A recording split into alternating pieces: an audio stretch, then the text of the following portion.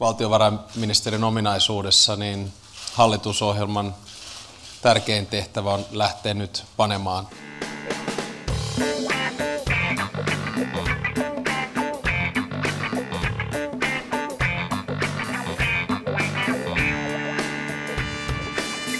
ja pääministeri voi 100% luottaa siihen, että valtiovarainministeri tekee kaikkensa sen eteen, että pannaan joukkueena saamme pantua mulle sulle porukkaa niin kuin keskustan tupaillassa.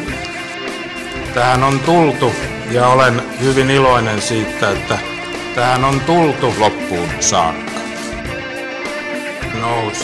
Nousee. Tulee.